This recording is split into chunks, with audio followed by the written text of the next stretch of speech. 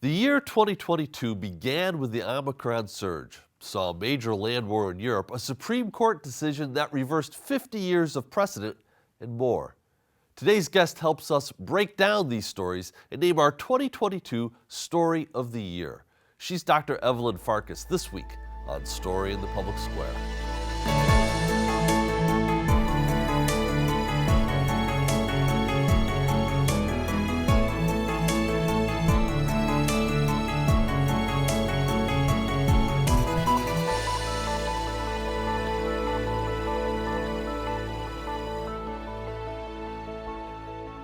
Hello and welcome to Story in the Public Square, where storytelling meets public affairs. I'm Jim Ludis from the Pell Center at Salve Regina University. And I'm G. Wayne Miller, also with the Pell Center at Salve Regina University. This week we're joined by the Executive Director of the McCain Institute, Dr. Evelyn Farkas. Evelyn, thank you so much for being with us. Oh, thank you for having me. It's always a stimulating conversation. Well, we're going to spend a little time this year talking about 2022. The good, the bad, and the ugly, as it were. And 2022 began, it seems like a lifetime ago in a lot of respects, but it began with the Omicron surge in COVID. And in the first 3 months of 2022, 160,000 Americans lost their lives to this pandemic.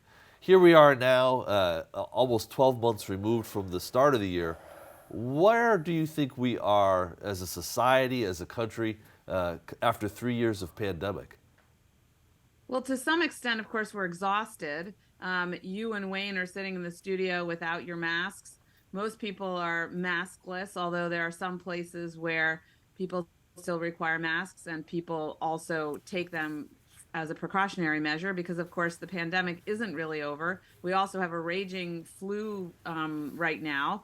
And on the horizon, if you talk to the experts or if you listen to them, they'll tell you that there are more potential pandemics coming down the road. So everyone is tired of pandemics, but the pandemics aren't tired of us. So the cost of the pandemic can be measured in many, many different ways, including the mental health toll, the loss of lives, the loss of jobs, and so forth. How do you assess where we are now with the pandemic and in terms of how people are dealing with it? I mean, the toll on every level has been just tremendous.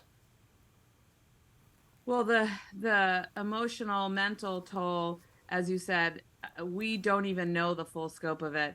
It clearly has affected children, who were supposed to be going to school. It affected their mental health because, of course, you're not just learning subject matter in schools, but you're also socializing and you're also building your confidence and your sense of yourself as an individual and, of course, your community. So for children, it's been difficult, and I think there's still an adjustment for many of them. And that goes all the way up to fully formed adults. But I hear a lot about people's college-age children, so young adults, still grappling with the result of COVID for them for mental health reasons. And then obviously the employment situation is still unresolved. I think we're kind of in a middle stage right now where people have a lot of hybrid employment options. There are still people working from home, but corporations are still holding large office space. So it's unclear exactly where things will shake out in terms of the longer term impact of COVID on the workplace. But you did ask me about mental health, so I'll just end by saying, I don't think it's an accident that we have an uptick of violence of all kinds. And even the political rhetoric has become so heated. It's overlaid and I think exacerbated by this pandemic. So, Evelyn, you mentioned the certainty that there will be another pandemic, and that is beyond dispute.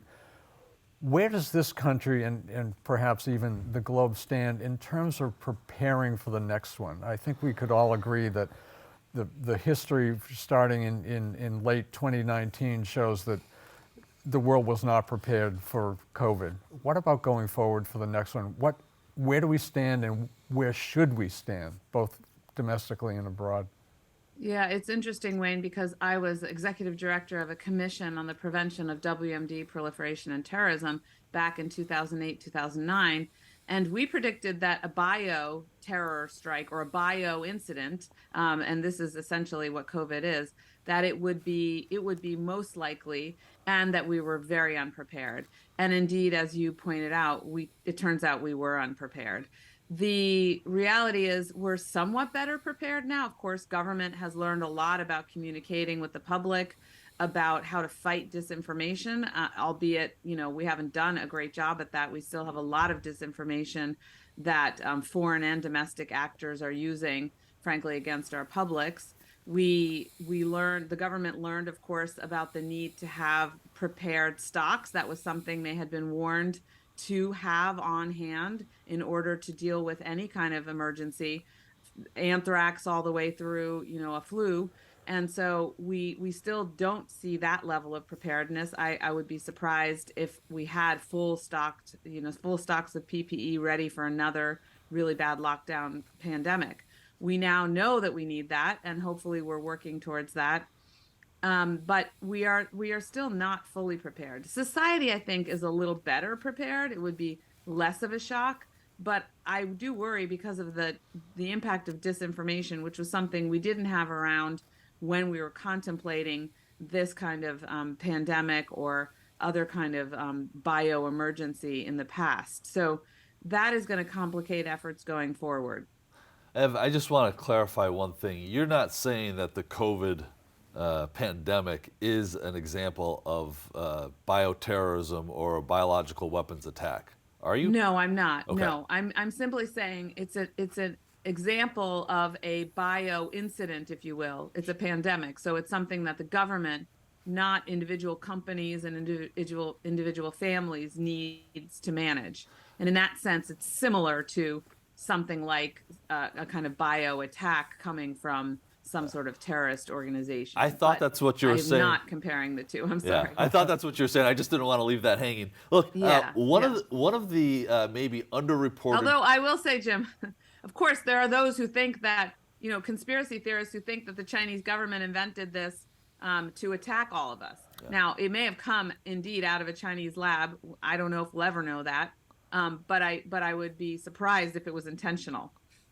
Great point. Look, one of the maybe most underreported stories in the United States, anyways, in the last year was the uprising of Iranian women. This was triggered by the death of a young Iranian woman in police custody. It has led to weeks and now months of protests in Iran, where people with great courage are standing up to a regime that really tries to keep women down, among others. What do you think the state of that fight for freedom in Iran is? And is there any hope that we might actually see progress in one of the world's most closed and repressive societies? Yeah, it's interesting, Jim. I was at the Halifax Security Forum in Canada this past weekend, and there were female leader activists from Iran, or those living in the United States, rather, who were talking, Iranian Americans, Iranian Canadian leaders, who were talking about the fact that this should be referred to as a revolution, that this current protest was not simply a protest, that it was the beginning of a revolution. These women were adamant that they can bring down this regime, that they can bring down the current Iranian regime. So that I found to be very interesting. And they felt that it was going to endure and that they wouldn't be cowed by the regime's threats, which, as you know, extend all the way to summary execution of anyone who is caught protesting, and certainly the leaders. So I do think it's a space to watch, certainly if they're saying that it's different. And the other interesting point that they made was that in the past, when the Green Revolution occurred and President Obama was in the White House, he was sort of I guess, convinced not to speak out very much or not to do much to assist that protest movement. And since then, apparently, he's on the record saying he regrets that decision. So it's interesting to see now what the protest movement, what the demonstrators, the revolutionaries, are going to request of outside powers. They've already said they want us to kick out essentially all Iranian government officials from embassies worldwide. So that is one step that they are urging right now and has not yet been taken by our government or any other governments to my knowledge. So Evelyn, tragically, gun violence and mass shootings continued as a development in this country over the past year. We had very recently, just this week in fact, the shootings in Colorado Springs. We had Uvalde, we had the mass shooting in Buffalo, and there were many other incidents as well. In the wake of Uvalde, however, there was some reform, bipartisan reform addressing gun violence. Talk about that and how that was possible, and could further steps be possible with a bipartisan effort? Yeah, that was really interesting, Wayne, because we saw all of a sudden, I mean, unsurprisingly, of course, Senator Chris Murphy from Connecticut, who has long been very vocal on the need for gun safety legislation, gun reform legislation, he came out in the forefront of an effort to try to get some bipartisan legislation, whatever they could do to essentially protect the American people, even if it was minimal protection. And he managed to get Senator John Cornyn from Texas, you know, kind of an unlikely ally, to join him. And then, of course, other senators voted for the resulting legislation, which, you know, did make some progress. It wasn't as, of course, it wasn't what Democrats wanted. It wasn't as broad reaching, but nonetheless, they found some allies. And I think it was because again, it was another shooting, perhaps because it was in Texas, in a red state, involving children. And you had weapons on scene. The weapons were not used by the adults to rescue the children. So the old argument about you have to have armed school police, well, the armed school police were there and they weren't able to protect those children. So I think we had a rare moment, but I actually hope that it was a turning point. And when we later saw legislation that was passed in a bipartisan fashion with some Republican support, for example, the Inflation Reduction Act, and I believe there may have been something else that I'm forgetting right now, it did give me some hope that, you know, there are pragmatists and they're listening to the American people. And then I think, and I know you guys want to touch briefly on the midterm elections, but I think that was what we learned from the midterm elections, that there's a pretty healthy segment of independents and Republicans who are tired of the anger and the finger pointing and the rhetoric. They want change and they want Congress to act. And one more thing, tying Congress and the gun legislation together, or elections and the gun legislation together, it appears that nobody was punished for voting in favor of that gun legislation, which, you know, of course, the pro-gun lobbies are always saying, oh, you know, you're going to pay at the ballot box if you vote with those gun control folks. So that was also an interesting data point, I think, for people who are watching the political winds. I think you were thinking of the infrastructure bill as it was the other bipartisan piece of legislation. That's right. You know, Ev, you mentioned the election. One of the stories one of the narratives that emerged over the course of the summer was this expectation of a red wave in the midterm elections, and it never materialized. Democrats, as of this taping, have a majority, and they may have even picked up a seat if Senator Warnock is able to hold on to his seat in Georgia. They lost the House, but not as badly as a lot of the prognosticators expected late summer and early fall. With everything that's happened in the last few years, do you think that there's a way forward for real bipartisanship to actually solve things in this country again? Yeah, it's kind of exciting, Jim, because first of all, the reason, I mean, the Democrats almost won the House. And one reason they lost it was, or at least one thing that added to the Republican vote tally, was these 4 seats in New York that the Republicans won. They turned my old district, New York's 17th congressional district, which was a hardy, you know, Democratic district for quite some time under Nita Lowey, and then under Mondaire Jones. It was redistricted. The head of the DSCC, Sean Patrick Maloney, was defeated. So the New York gerrymander was an overreach. A court went in and fixed it, and as a result, frankly, the Republicans got more seats. But I do think the fact that we have a narrow majority in the House and, of course, in the Senate means that, first of all, the Senate narrow majority is not as narrow, it appears. We'll find out, of course, also on December 6th, as you mentioned, in the Georgia runoff. It means that the Senate will be able to be a little bit more it'll have more power to pass legislation, which will put more pressure on the House. And I think that the House, it'll be interesting to see whether Kevin McCarthy can even keep his majority, because it will be so narrow. And then, how he goes about using the power that he's going to have. Is he going to listen to the fringe right and essentially allow gridlock and a lot of investigations of the administration? Or is he going to get pulled over to the pragmatic middle?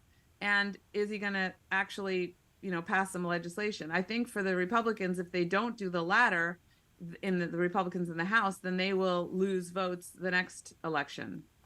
So, Evelyn, another one of the major stories, of course, was the Supreme Court overturning Roe v. Wade. So here we are a few months after that, and it was clearly a factor in the elections. Have we fully processed what that means for Americans and for American women in particular? No, Wayne. And I think the fight is going to the state level. I mean, as you said, it was clearly an issue. Gretchen Whitmer, who won another term as governor of Michigan, she made it a central point of her campaign and never wavered from that. And she will pave the way, in terms of legislation that needs to pass in states to ensure that women have the right to abortion. And I think we will also see more action at the state level to protect other rights. Certainly at the federal level, we already see in the Senate, it looks like they're going to be able to pass in the lame duck session. So before the next Congress, they will be able to pass some legislation protecting people's right to marry anyone they would like. So LGBTQ rights when it comes to marriage. And that is important. Marriage equality is important. It's something that we fought over politically. We agreed on. We thought it was settled law, and then now with this willingness on the part of the Supreme Court to overturn precedent, people, of course, have become quite concerned that other rights may be jeopardized. So we'll see that one also addressed, and there may be others.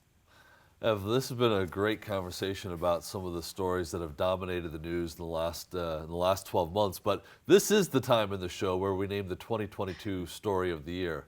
So beyond the pandemic, the year began with a buildup of Russian forces around Ukraine. Then, on February 24th, 2022, Russia attacked Ukraine, seeking to topple the democratically elected government and annex the sovereign nation. But the people of Ukraine would not be rolled over. When an American official reportedly asked Ukrainian President Volodymyr Zelensky if he wanted a flight out of Kyiv, President Zelensky reportedly said, and I'm quoting here, "I need ammunition, not a ride." Before grisly accounts of Russian war crimes began to emerge from Bucha, before Russian offenses were thwarted and then reversed, even before the war began, Russian President Vladimir Putin rattled the nuclear saber. Days after Russian forces invaded Ukraine, at his command, he put Russia's nuclear forces into a higher state of alert.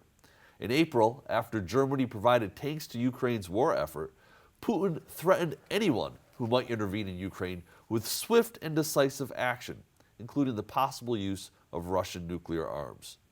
As Russia's battlefield losses mounted late in the summer and into the autumn, the nuclear rhetoric from Russia escalated again.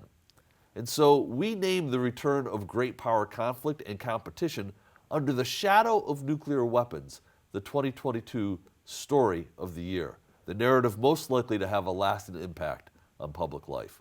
Evelyn, you've spent a lot of your professional life watching Russia and working in national security, and you've spoken publicly urging people not to be panicked by Putin's rhetoric.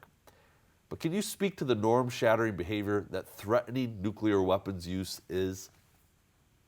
Yeah, I mean, Jim and Wayne, it's shocking to hear a head of state consistently, repeatedly threatening to use nuclear weapons. We have heard some saber rattling in the past coming out of Putin's administration, coming out of his diplomats. For example, in the past, we had some saber rattling towards, I think, Denmark and the Netherlands when the Russians didn't like something going their way diplomatically. But the fact that the head of state essentially is trying to put this kind of nuclear blackmail over the heads of the entire international system, starting with the head of the UN, to each individual state, that could have a say in whether Ukraine prevails in this war of aggression Russia launched is shocking. And remember, after World War II, we established the entire international order, including the Nuclear Non-Proliferation Treaty and that regime, to ensure that we did not see a repeat of a global world war that ended with the use of nuclear weapons. So, Vladimir Putin, I don't believe that he will use nuclear weapons, because I think that first of all, there are people that would have to be working with him to actually detonate a weapon. Second of all, I think he understands that, the next day there would be conventional force used against him and his government and the units that had anything to do with a nuclear attack. And third, he would be labeled an international pariah, including by those fence-sitting nations like India and Indonesia and many other countries. So, Evelyn, I recently, just a few days ago, had lunch with an old friend. He's a journalist, an acclaimed journalist, now retired by the name of Joel Ross, and he was a combat veteran of Vietnam, and he's a very thoughtful man. He knows history very well, and he said to me, the last thing I ever expected to see in my lifetime was another land war in Europe. Did this surprise you as much as it has him? It didn't surprise me because, Wayne, let's not forget, in 2014, Putin invaded Ukraine. So it's not a new war. And when people say, Russia invaded Ukraine in 2024, no, or in 2022, Russia invaded in 2014. This is a new phase of the war. It's a much more brutal, bloody phase of the war. This phase of the war involves not just the nuclear saber rattling, but horrendous human rights abuses, blatant, horrendous human rights abuses by the Russian regime. I mean, I can't even name them all, but to rattle off a few, rapes in the hundreds of women, children and civilians being deliberately attacked in hospitals, in their homes. This is, of course, the Russian tactics that we've seen, military tactics in Syria and before that in Chechnya, in their own republic. We have seen thousands of Ukrainians, not hundreds of thousands of Ukrainians, deported forcibly into Russia. We've, of course, seen a refugee flow. But this war involves blatant attacks deliberately on civilians. In addition to that, of course, the impact on food security, which has also been deliberate on the part of Russia. We've alleviated it somewhat, the international community has, by brokering this grain deal to get the grains out of Ukraine through the Black Sea. But nevertheless, it's Russian pressure that caused the prices to skyrocket and is causing the problems that we still have getting sufficient food to markets in Africa in particular, where already there were food security issues. And then, of course, you mentioned the nuclear security, and that's not just the saber rattling. That's the fact that Putin has twice sent military into at least 2 nuclear facilities. Chernobyl in the north, where they since left. Of course, those poor Russian soldiers who were there are probably dying a slow but not too slow death. And then, of course, Zaporizhzhia, where the Russians have occupied it, they've turned it into a military base, and it's an incredibly dangerous situation. They powered it down more or less, using Ukrainian hostage engineers, but there's still a huge danger that you could have a nuclear incident in the middle of Europe again because of the Russian action. So this is a horrendous war on so many levels, Wayne. Evelyn, we've got a couple of minutes left here. I wonder if you could just put into broad terms, what's at stake in Ukraine? Yeah, I mean, a lot of people say we're helping Ukraine, defeat Russia, and that is one thing that we're doing there. But we are helping defeat Vladimir Putin's attack on the international order.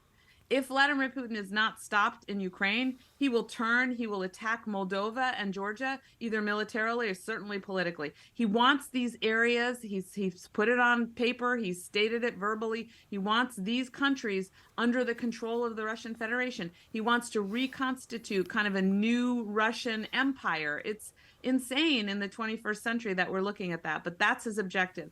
And if he gets his way with those countries, he will then turn to NATO. He will attack NATO, probably subtly, but what he'll try to do is undermine Article 5, where we are all working as a collective alliance, because that's what he doesn't want. He doesn't want any country that can stand up to his attempt to destroy the international order. He wants a sphere of influence system where a big country like his can tell smaller countries like Ukraine, Georgia, and Moldova what they can do internally, which countries, which international organizations they can associate with externally. And it's a very dangerous world because we know before we established the post-World War II order, we had World War I and World War II. Since we established the post-World War II order, we have yet to have a global war because it puts a brake on large state competition. It puts a brake on protectionism, those things that we know can lead to global war. Evelyn, we're almost out of time, but I have a very quick question. Nobody can predict the future. Do you have an educated guess on how this ends? 30 seconds, Ev. Sure. The war in Ukraine will end if we, and I believe we can do this, provide robust weapons to the Ukrainians. They continue fighting through the winter. They take advantage of the fact that the Russians are incredibly demoralized and weak militarily. They push the Russians out of their territory and sue for peace. That's the best way to win. Vladimir Putin needs to be defeated militarily in Ukraine. Evelyn, we've got to leave it there, but thank you so much for being with us and for looking back at 2022. She's Evelyn Farkas with the McCain Institute at Arizona State University. That's all the time we have this week, but if you want to know more about Story in the Public Square, you can find us on Facebook or visit pellcenter.org, where you can always catch up on previous episodes. For G. Wayne Miller, I'm Jim Ludis, asking you to join us again next time for more Story in the Public Square.